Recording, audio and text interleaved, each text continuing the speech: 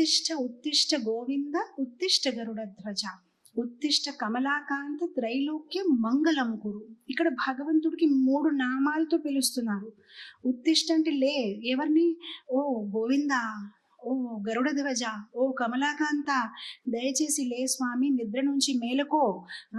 తర్వాత అంటున్నా త్రైలోక్యం మంగళం కురు.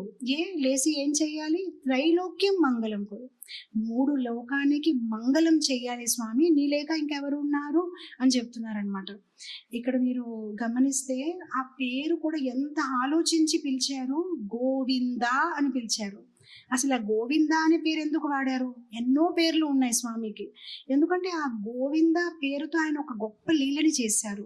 బృందావనంలో ఆయన ఏం చేశారు? గోవర్ధన్ని ఎత్తారనమాట.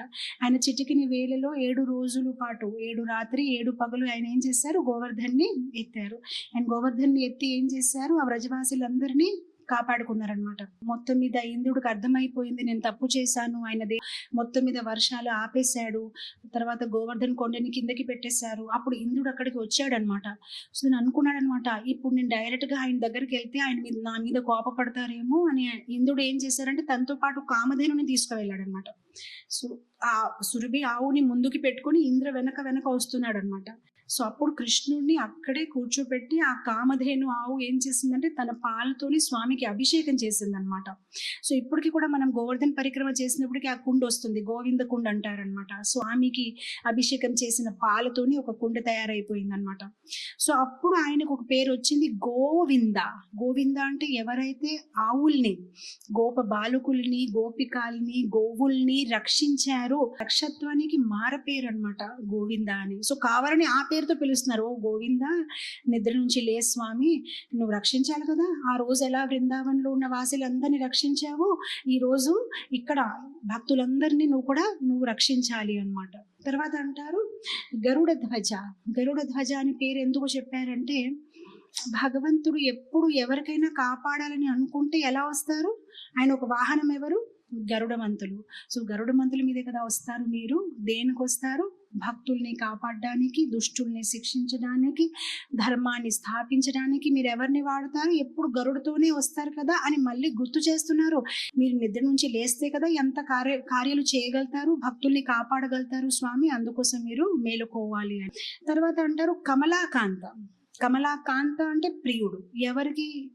లక్ష్మీదేవికి. కమలాకాంత, ఓ లక్ష్మీదేవి తాలూకా భర్త, ఓ మహాలక్ష్మి తాలూకా భర్త, దయచేసి మీరు మేలుకోవాలి. మేలుకోవాలి. మేలుకొని ఏం చేయాలి? త్రైలోక్యం మంగళం గురు. ఇక్కడ చాలా మంచిగా ఫస్ట్ భక్తుల్ని రక్షించారు అని పేరేస్తున్నారు. తర్వాత ఆ బృందావన వాసులే కాదు, మీరు అందరినీ రక్షిస్తారని గరుడ ధ్వజ అన్నారు.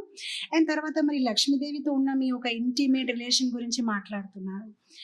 ఈ ప్రపంచంలో అందరూ లక్ష్మీదేవి తాలూకా చూపులు వాళ్ళ మీద పడాలి అని ఎదురు చూస్తూ ఉంటారు. కానీ లక్ష్మీదేవి ఏం ఎదురు చూస్తూ ఉంటారు? ఆ విష్ణుమూర్తి ఒక కళ్ళు ఆవిడ మీద ఎప్పుడు పడుతుంది, ఆయన ఎప్పుడు మేలుకుంటారు, ఎప్పుడు ఆయన ఒక కనులతోని లక్ష్మీదేవిని చూస్తారని ఆవిడ ఎదురు చూస్తూ ఉంటారనమాట. సో అందు గురించి ఇక్కడ ఓ కమలాకాంత అంటే ఓ లక్ష్మీదేవి కూడా మీకోసం ఎదురు చూస్తున్నారు, దయచేసి స్వామి మీరు ఐస్ ఓపెన్ చెయ్యాలి, ఇంకా మీరు నిద్ర నుంచి మేలుకోవాలి అంట అనమాట.